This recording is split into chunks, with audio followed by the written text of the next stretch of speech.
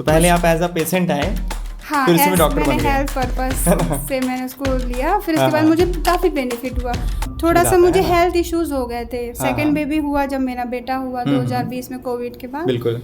मेरे साथ की मैम है, कई लोग हम लोग साथ में वर्क कर रहे हैं। मैंने बहुत सारे लोगों को रिजल्ट दिया है इसमें। तो तो ये भैया चीज़ का है। वेट भी कम हुआ, प्लस और उनकी जो थिकनेस थी वेट की वो भी बहुत कम हुई, 10-12, मतलब एक लैपटॉप लॉस की। हो गया, है ना? वेट लॉस हुआ। तो यहाँ पे एक रिजर्वेशन का बहुत बड़ा इशू आता है। लोग बोलते हैं कि अरे वो ओबीसी से था, एसटीएससी है, तो वहाँ पे उनका हो गया।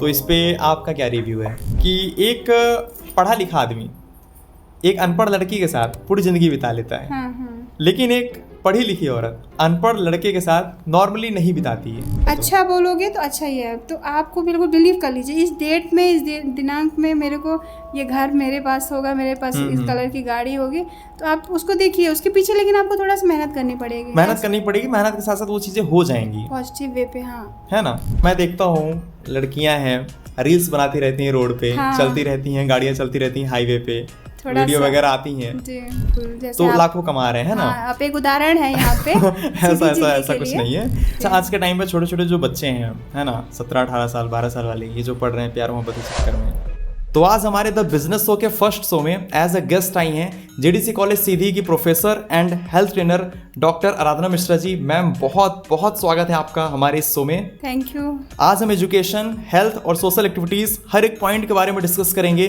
क्योंकि आज के इस ऑनलाइन के टाइम पर कोई भी पढ़ाई नहीं कर रहा है। तो 2024 में पढ़ाई कितना इंपॉर्टेंट है, जो बच्चे आज के डेट में पढ़ाई नहीं कर रहे हैं। हम देख रहे हैं कि आजकल के छोटे बच्चे रील्स में एडिक्टेड हो चुके हैं।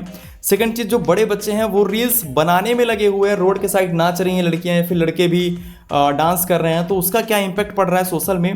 सेकंड चीज़, लड़कियों को कहाँ पे दिक्कत होती है या फिर लड़कों को कहाँ पे दिक्कत होती है, उस पर हम बहुत ही डीप में चर्चा करेंगे। मैम एज अ प्रोफेसर और एज अ हेल्थ ट्रेनर दोनों तरीके से वर्क कर रही हैं, तो गवर्नमेंट जॉब में और एक प्राइवेट बिजनेस में या फिर जॉब में क्या डिफरेंस होता है, इस पर भी बहुत अच्छे तरीके से अपन डिफ्रेंशिएट करेंगे कि इन दोनों में से कौन सा बेस्ट होता है और हमें किस फील्ड में जाना चाहिए, किस फील्ड में हमें बेस्ट करना चाहिए। और जब भी हम सक्सेसफुल हो जाते हैं या फिर सक्सेस होने के पहले हमारे अंदर इतना लेजीनेस क्यों हो जाता है, इसके पीछे का क्या रीज़न है, as a health trainer ma'am आपको बताएंगी, क्योंकि मैंने इनसे बात की है। बहुत ऐसी चीज़ें हैं जो कि हम अपने डेली लाइफ में फॉलो नहीं करते हैं। तो मैम, सबसे पहले तो अपना टाइम देने के लिए बहुत बहुत धन्यवाद। अपना एक छोटा सा इंट्रोडक्शन दे दीजिए। मैं डॉक्टर आराधना मिश्रा यहाँ जीडीसी सीधी में एज अ प्रोफेसर यहाँ केमिस्ट्री डिपार्टमेंट में पोस्टेड हूँ। बिल्कुल मैम। और मैं रीवा से बिलोंग करती हूँ। रीवा से मेरी पूरी एजुकेशन है, मेरा वहाँ रहना भी वहीं से होता है। बिल्कुल। तो मतलब वहाँ से मेरा जो स्टडी हुआ, पूरा स्कूलिंग हुई,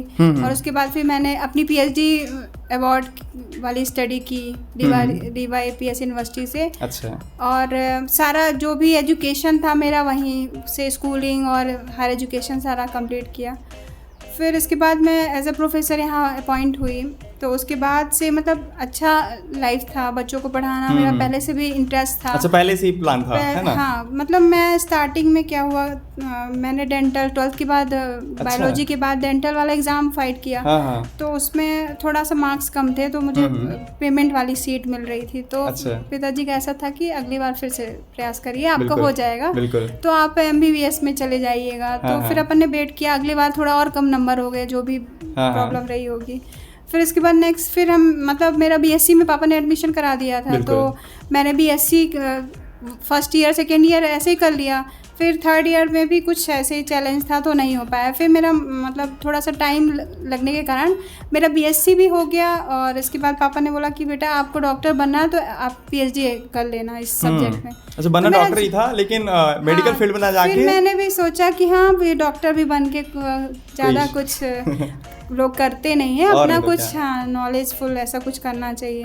फिर एक लाइफ में ऐसा दौर आता है कि भाई शादी वादी होना चाहिए, पेरेंट्स का भी दबाव रहता है। हाँ, तो अवार्ड के बाद फिर मेरी मैरिज हो गई। तो मैं सभी लोग छत्तीसगढ़ से हैं ये लोग। बिल्कुल। तो वहाँ पे हम लोग चले गए। एक आध साल मेरा स्किप था, फैमिली इश्यूज थे ऐसे। तो इसके बाद फिर था कि कुछ करना है अपन को, ऐसा मतलब पढ़ने के बाद एजुकेशन को छोड़ना और नहीं तो क्या भाई, उसको यूटिलाइज भी करना है अपने को। हाँ, फिर स्टार्ट किया मैंने फिर से अपनी पुरानी जर्नी। मैं बच्चों को ट्यूशन भी देती थी, काफ़ी मतलब मेरे को चैलेंज था कि ऐसे फ्री नहीं बैठना है, फ्री नहीं बैठना है, कुछ करते रहना है, सीखते रहना, साथ में अपने खर्चे भी मैनेज हो जाता रहा होगा, है ना? तो पूरा ये सब था। उसके बाद फिर मैंने कॉलेज का जो स्किप किया था टाइमिंग, वो मैंने स्टार्ट कर दिया।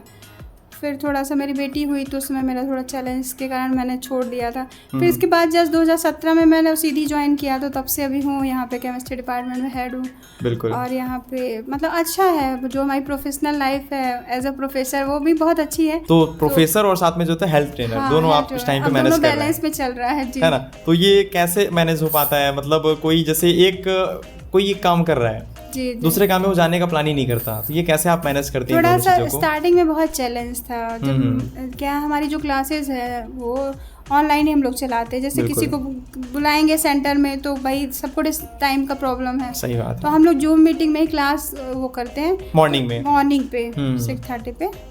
तो क्या होता था कि मैं स्टार्ट कर दी थी तो पहले तो उठ नहीं पाते थे, उठने का चैलेंज था, बॉडी पेन रहता था। फिर करना स्टार्ट करूँ तो क्या होता था, बच्चों का बड़ा डिस्टर्बेंस होता था। छोटे बच्चे हैं, बेटी मेरी 9 साल की है, बेटा 5 साल का है। तो वो बच्चों के लिए ज़्यादा मोबाइल के लिए ज़्यादा हैबिचुअल हो गए थे। अच्छा, ये भी कि है। हाँ, मतलब उनका पढ़ाने भी बैठा दिया ना, मॉर्निंग पे जैसे मैं उनको बैठा देती हूँ, उठा देती हूँ, फिर पढ़ने बैठा दे तो वो वॉच करने लगते हैं वीडियो, मम्मा ये इसमें किसके फोटो आ रहा है, सर है, मैम है, आपकी कोच सर है, परेशान करते हैं। तो बहुत दिनों तक ऐसा लगा कि ये तो बड़ा चैलेंजिंग है, मतलब मैं नहीं कर पाऊंगी ये चीज़, क्योंकि बच्चों का भी डिस्टर्ब हो रहा था। सही बात है। और मैं भी परेशान होती थी, सब्जी बना रही है तो सब्जी मोबाइल में ज़्यादा दिमाग होने के कारण सब्जी मेरी खराब हो गई। अच्छा, ये भी और टाइम का भी कभी कभी ज़्यादा टाइम हो जाता तो मेरी बस स्किप हो जाती थी, अब पीछे वाली बस से जा रही हूँ। सही बात। थोड़ा ऐसा आज नहीं जा पाएंगे, आज ऐसा हो गया, तो इस कारण से फिर धीरे धीरे क्या हुआ, दोनों बच्चे भी थोड़ा मैनेज, मतलब उनको भी समझ में आया।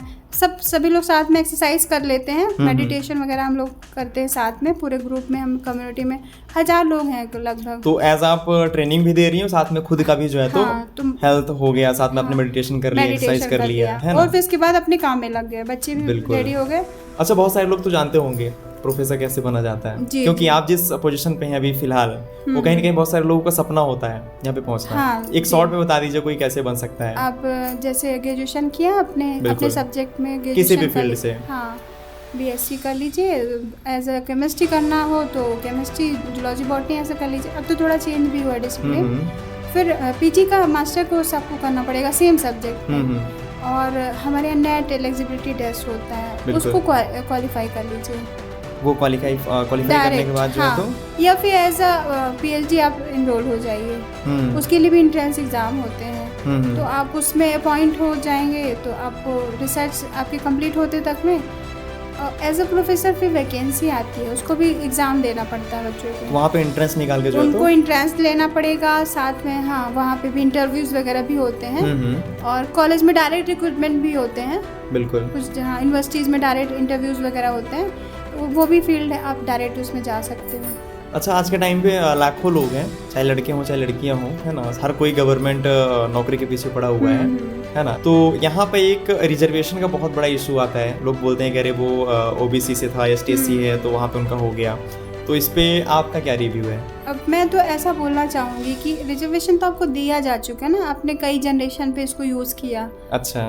तो अभी ऐसा लगता है कि हर चीज़ में मिलना चाहिए, पर एज अ अपॉइंटमेंट में नहीं होना चाहिए, क्योंकि आपको पढ़ने के लिए ठीक है सीट अलॉट कर रहे हैं, क्योंकि भाई ये दायरे में लोग अभी कम है, तो सही बात है, इनको देना चाहिए। बिल्कुल। उनको वीक है थोड़ा, इकोनॉमी भी उनकी इकोनॉमिकल वीक है, तो उसमें भी आपको बेनिफिट मिलना चाहिए, सभी को मिलना चाहिए। बिल्कुल बिल्कुल। कोई अगर गरीब बच्चा है तो वो किसी कैटेगरी का है, उसको मिलना चाहिए।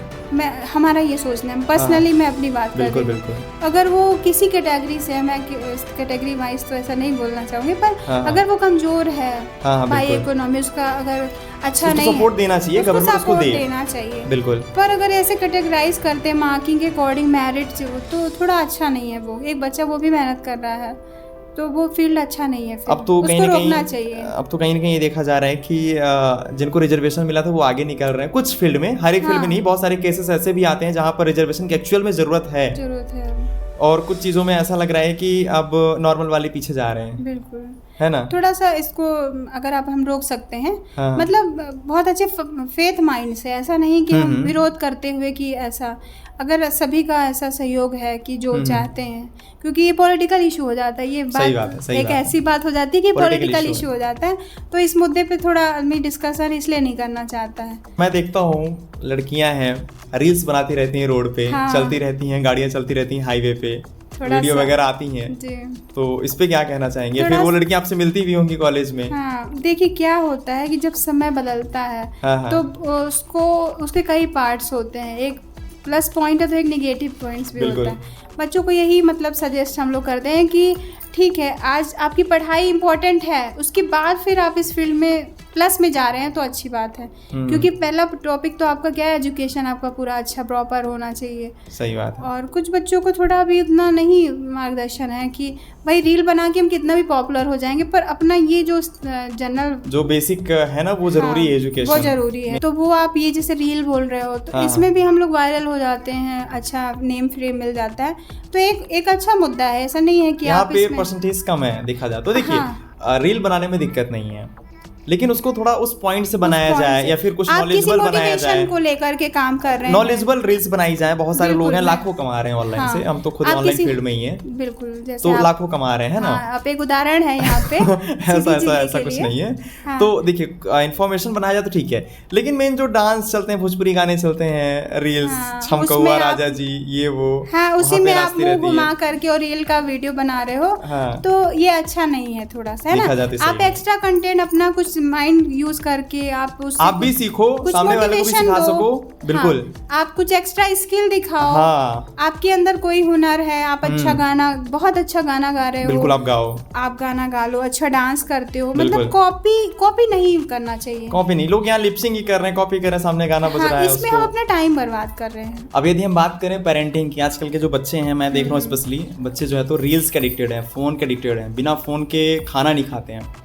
तो इस पे आपका क्या ओपिनियन है? एक बेस्ट पेरेंटिंग क्या हो सकती है? फिर आप क्या करते हैं अपने बच्चों के लिए? बच्चों को थोड़ा बिजी रखना चाहिए। मतलब क्या होता है कि हम अपने काम को सरल बनाने के लिए चलो मोबाइल दे देते हैं। हाँ, ये तो हर कोई करता है। अब हमारे साथ भी चैलेंज हो जाता है, कभी कोई किसी से क्लाइंट से बात करना रहता है, तो थोड़ा अपन दे देते हैं कि चलो मोबाइल देख लो आप लोग, तब तक थोड़ा फ्री, क्योंकि बच्चे आज की जो जनरेशन है बहुत एक्स्ट्रा माइंडेड है।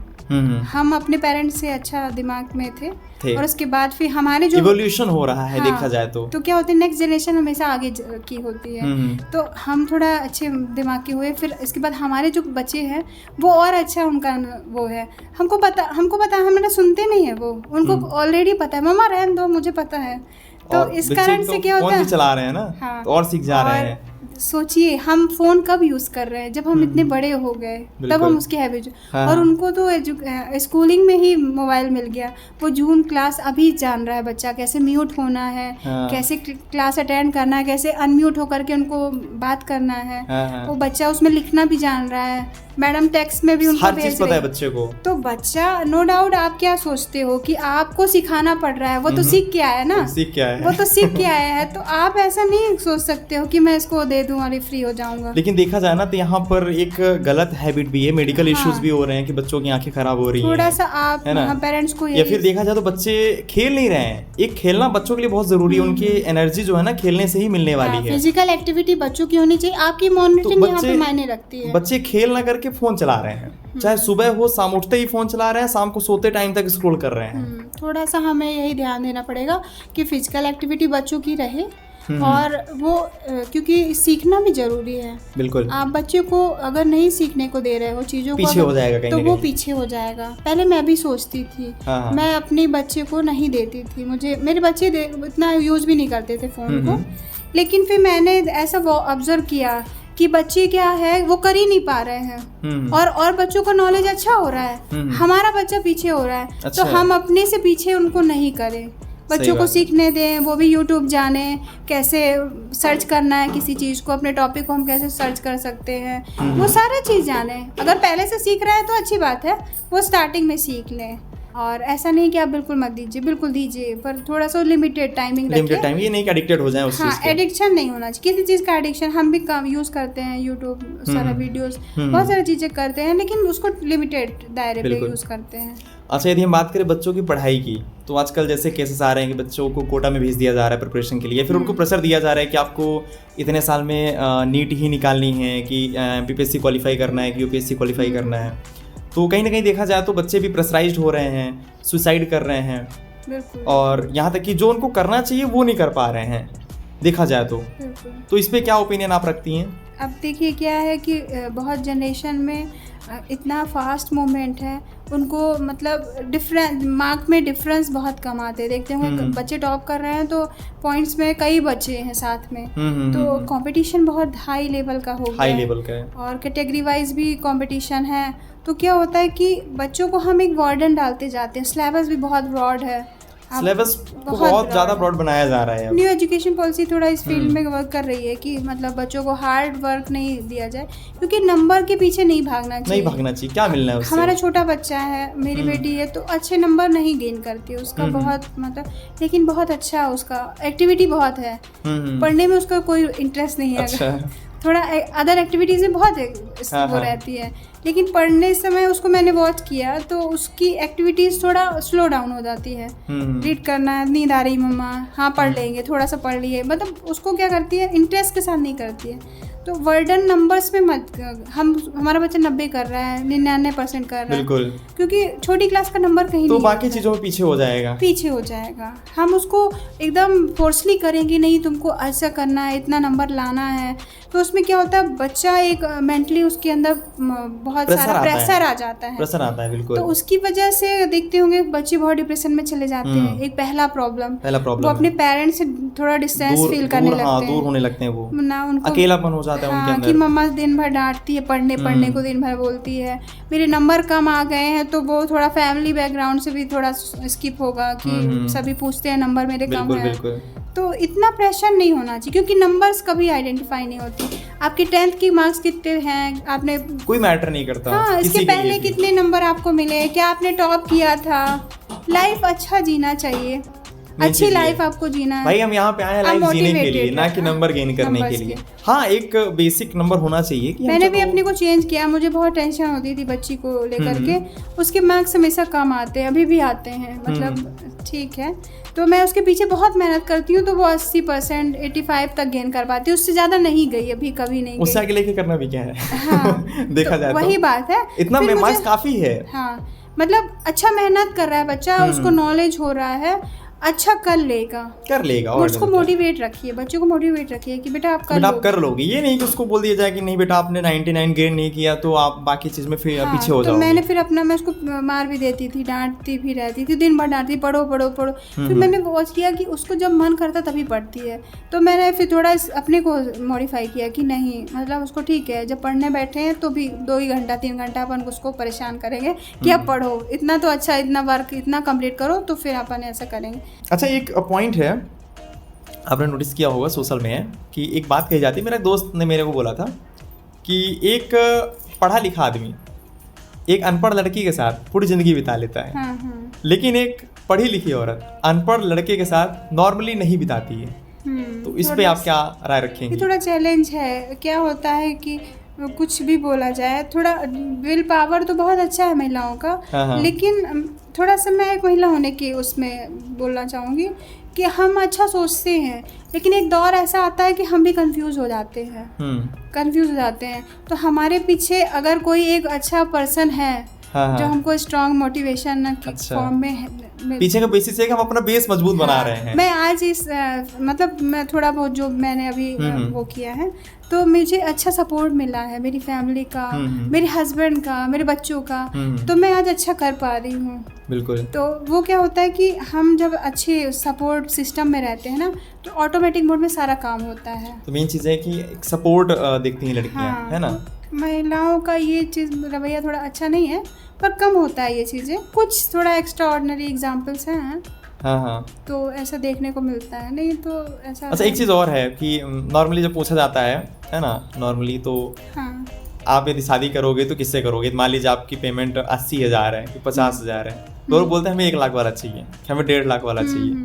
उनको कम क्यों नहीं चाहिए? मुझे भी पहले लगा करता, या फिर आप ही मैनेज क्यों नहीं कर सकते?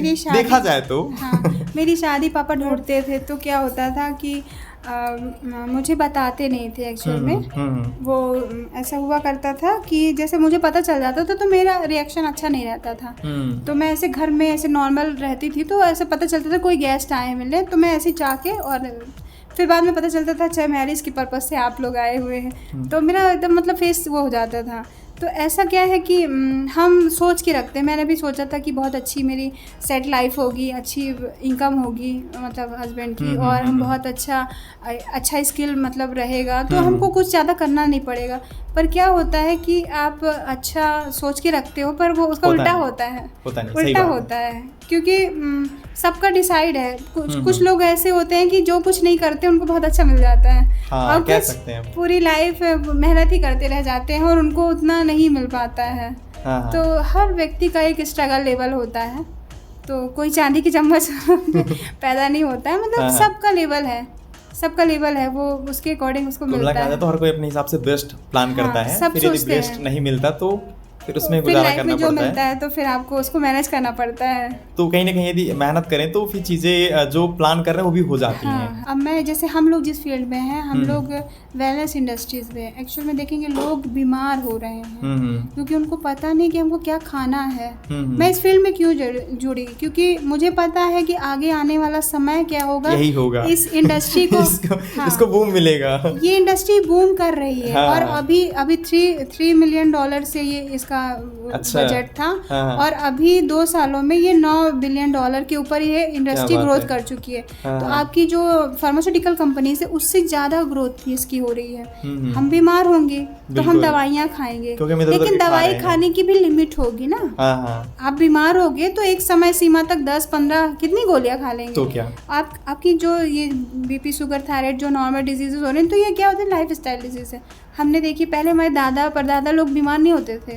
सही बात है। कभी सर दर्द नहीं करता था। 110 साल जीते थे, 20 साल जीते थे। उनका कभी जीवन में सर दर्द नहीं किया। कितना किलोमीटर पैदल चलते थे, गांव-गांव चल लेते थे, गांव-गांव चल लेते थे। हमारी मम्मी लोग, मेरी मम्मी मदर ही आटा वो बना करके जतवा में सुबह रोज पीसती थी वो लोग। अब बताइए। और सुबह बढ़िया अच्छी रोटियां, पोई वाली रोटी बनती थी, तो मेरी मदर बनाई, हम लोग आँख से देखे हैं। बिल्कुल। तो क्या होता था कि हम उस समय कुछ नहीं था, और आज ये जो हम चैलेंज हैं, घुटने दर्द कर रहे हैं, पैर दर्द कर रहे हैं, हाथ दर्द कर रहे हैं, अपने लाइफ को इजी बनाने के चक्कर में और भी टफ बना रहे हैं। लाइफ स्टाइल चैलेंज है जो बीपी, शुगर, थायराइड, इसको सुधारना है। तो आप एज ए ट्रेनर यहाँ पॉइंट होइए और बढ़िया अच्छा काम करिए। ये भी कर सकते हैं एज ए बिजनेस, है ना। अब आपके लिए बहुत अच्छा मतलब फील्ड है, आप हेल्थ कोच अपॉइंट होइए, आपको लोग अच्छा पे करेंगे। आप देखेंगे बाहर की शहरों में ये सब ज़्यादा हुआ करता था, और छोटे शहरों में देखिए रीवा में, अब जैसे हम लोग हेल्थ ट्रेनर ही ना, मेरे पास कई लोग हैं जो एज ए हेल्थ कोच हूँ मैं उनको ट्रेन कर रही हूँ कि आपको क्या खाना है, उनका डाइट चार्ट में बना के देती हूँ। बिल्कुल। और वो उसको फॉलो करते हैं, मुझे फ़ोन करते हैं कि मैम ये मुझे खाना है कि नहीं खाना। मेरे पास एक वो है व्हाट्सअप में हम लोगों ने ग्रुप बनाया, उसमें वो अपनी डेली रूटीन की सारी एक्टिविटी भेजते हैं। अच्छा। कि मैंने सुबह सैलेड में क्या खाया, दोपहर का खाना क्या, रात का खाना। तो इससे क्या है कि आपको मतलब लोग कनेक्टिविटी में आपको मिलेंगे, अच्छा पे करते हैं लोग इसके लिए, क्योंकि सब स्वस्थ रहना चाहते हैं। बिल्कुल। तो यदि किसी को इशू हो तो मैम से कांटेक्ट कर सकते हैं, स्क्रीन में आपको नंबर दिख रहा होगा वैसे, है ना। और मान लीजिए यदि कोई एज ए ट्रेनर बनना चाहता है, बहुत सारे लोग होंगे, एक्सपीरियंस होंगे उनका, तो वो कैसे कर सकते हैं? जैसे देखिए, आप हमारे साथ अगर मतलब हेल्थ ट्रेनर, तो देखिए क्या स्टार्टिंग अपने से होती है, बिल्कुल, है ना। हम आपको हेल्थ ट्रेनर अपॉइंट तो कर देंगे, लेकिन आपके पास ही हेल्थ इशू है, तो हम पहले उनका खुद का बॉडी अच्छा करते हैं। अच्छा। पहले आप खुद अपना बॉडी अच्छा परफेक्ट करिए, कोई हेल्थ इशू नहीं, आपको प्रॉपर बॉडी BMI हो जाए, आपका हाइट और आपके वेट और हाइट का जो बैलेंस है, WHO बोलता है कि उतना वेट होना चाहिए, तो उतना आप पहले BMI का बनाइए।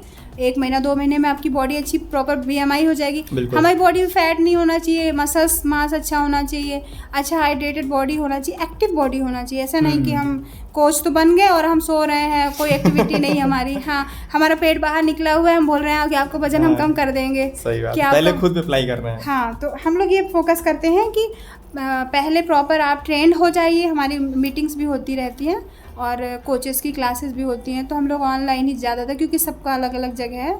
महीने 15 दिन में हम लोग एक जगह सेंटर पे कहीं पे इकट्ठा होकर के फिर उसको वो करते हैं।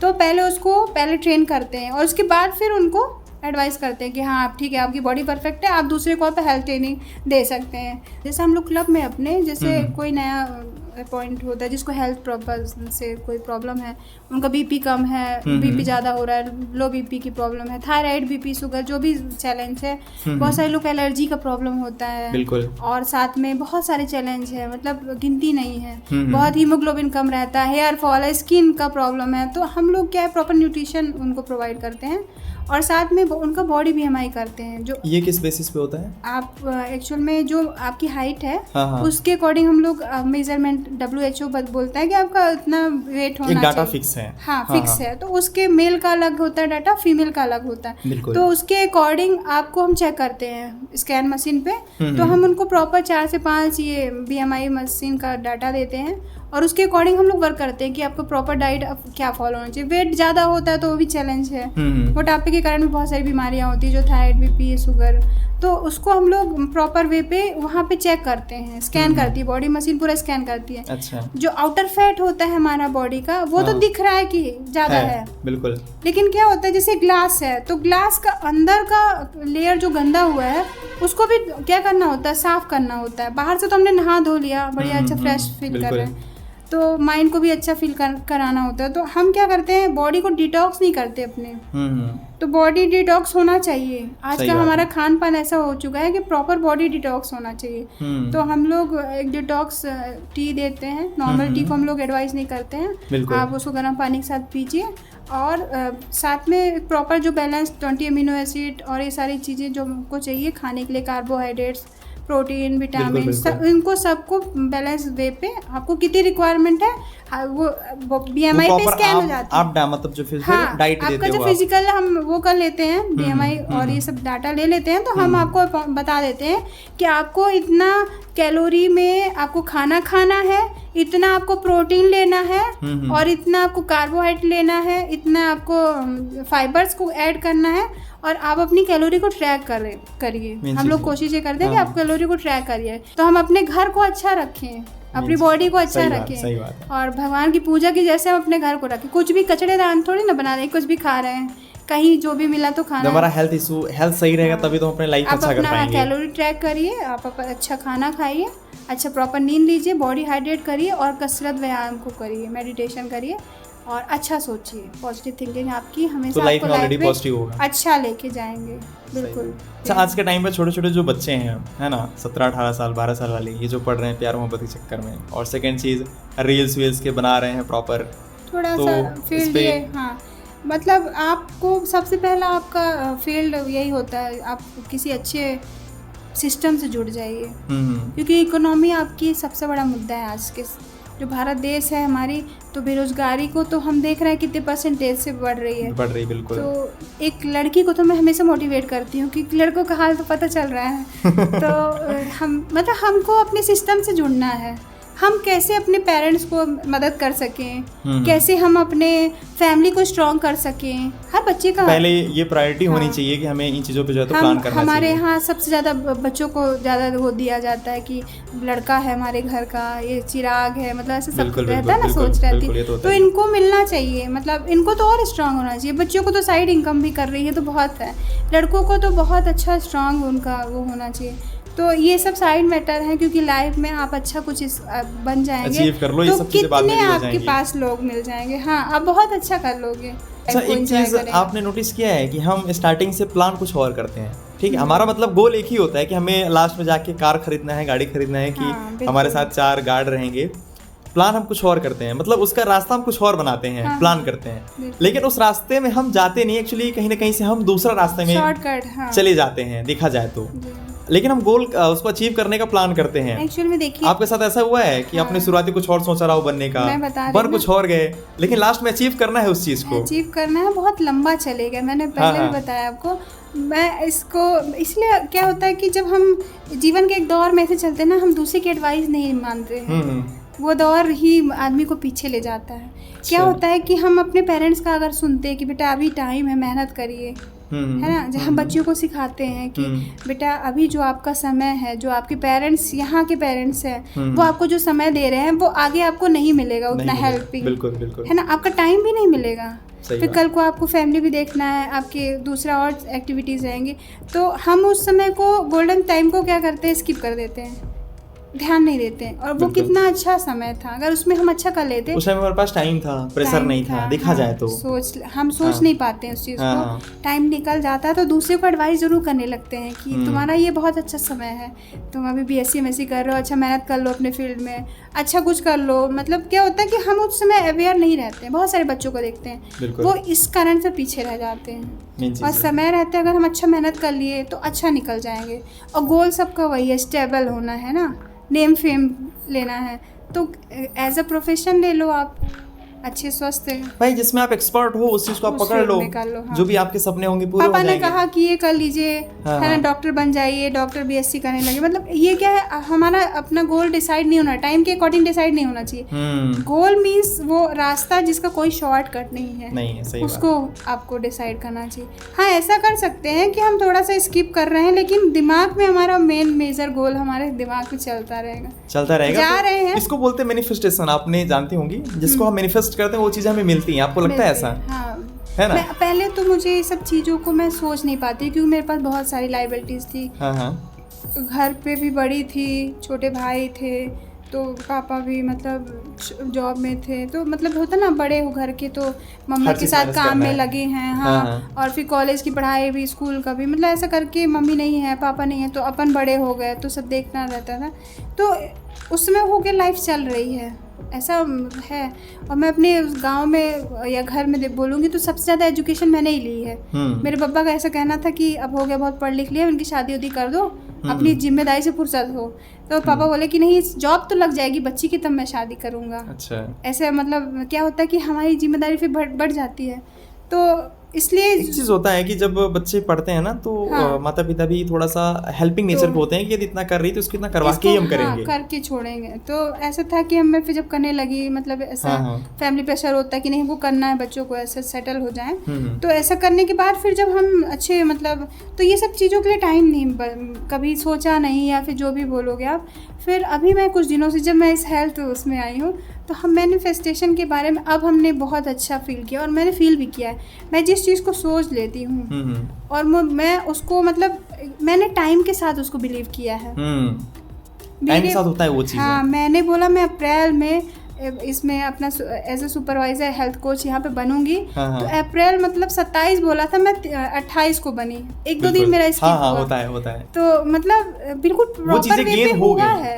और मैं ये नहीं सोचती हूँ कि मैं बनूंगी, मैं ये सोचती हूँ मैं बन गई हूँ, मेरे पास है, भगवान का दिया हुआ मेरे पास सब कुछ है, मैं बहुत स्वस्थ हूँ। हम लोग ऐसे करते हैं कि मुझे मिलेगा नहीं, क्योंकि यूनिवर्स हर चीज आपको देना चाहता है। बिल्कुल, वो हर चीज़ में यस बोलता है। आप बोलोगे मैं बुरी हूँ तो उसमें भी यस बोलेगा। हाँ, मैं बहुत अच्छी हूँ तो उसमें भी वो यस ही बोल रहा है। तो आपको पता है वो यस बोल रहा है ना, तो आप उसको अच्छे में बोलो, पॉजिटिव में बोलो, तो पॉजिटिव रिस्पॉन्स आएगा। देखा जाए अच्छा बोलोगे तो अच्छा ही है। तो आपको बिल्कुल बिलीव कर लीजिए, इस डेट में, इस दिनांक में मेरे को ये घर मेरे पास होगा, मेरे पास इस कलर की गाड़ी होगी, तो आप उसको देखिए, उसके पीछे लेकिन आपको थोड़ा सा मेहनत करनी पड़ेगी। मेहनत के साथ साथ वो चीज़ें हो जाएंगी पॉजिटिव वे पे। हाँ, है ना। बहुत अच्छा लगा मैम आपसे बात करके। और लास्ट में हमारे बहुत सारे भाई लोग हैं, बहन है ना, माता पिता हैं, हर कोई देख रहे हैं इस वीडियो को। बिल्कुल। तो क्या मैसेज देना चाहेंगे स्पेशली बच्चों के, जो आज के यंग जनरेशन वाले हैं? बस ये बोलूँगी कि आप अपना मोरल डाउन मत करिए। अगर लाइफ में आपको कुछ गलत भी चीज़ें आपको फेस करनी पड़ रही हैं, तो एक सब चीज़ का समय होता है। अगर गलत आपके साथ वो समय चल रहा है तो आने वाला समय उससे अच्छा होगा, क्योंकि भगवान उसको पेन देते हैं जिस घोड़े रेस वाले घोड़े को जिताना होता है। कभी कभी लाइफ में ऐसी चीज़ें हो जाती हैं कि हम उसको नहीं भूल पाते हैं, लेकिन आप मेहनत करते रहिए, लगातार आपकी की गई मेहनत आपको बहुत आगे ले जाएगी, बहुत आगे लेके जाती है, बहुत आगे ले जाएगी। और उसी का रिजल्ट आप भी हैं मेरे ख्याल से। हाँ, मुझे अभी बहुत आगे जाना है, तो छोटी सी चीज़ फिर भी एक स्टेप तो हो ही गया है। मतलब शुरुआत है, बोल सकते हैं कि ये शुरुआत है। और सेटिस्फेक्शन नहीं है अभी भी आपको, देखा जाए तो नहीं है। मैं अपनी हेल्थ एडवाइस को मैं फॉरेन में लेके जाना चाहती हूँ। मुझे मतलब एज ए हेल्थ ट्रेनर मेरा मतलब एम है कि मैं बाहर इसको लेके जाऊंगी। लेकिन वहां पहुंचने के बाद भी सेटिस्फेक्शन नहीं आएगा मेरे ख्याल से, और होना भी नहीं चाहिए। नहीं होना चाहिए। हम लोग नहीं तो ग्रोइंग कैसे होंगे? हाँ, जाते रहते हैं। मुझे पूरा वर्ल्ड टूर करना है। और ऐसे मैंने बहुत सारे प्लान रखे हैं अपने दिमाग में कि मुझे ये करने हैं, तो ईश्वर करेगा सारी चीज़ें जल्दी पूरी होंगी। बिल्कुल बिल्कुल जरूर होंगी। हमारी शुभकामनाएं आपके साथ है ना। ठीक है, मैं अपना समय देने के लिए बहुत बहुत धन्यवाद। Thank you so much. Thank you.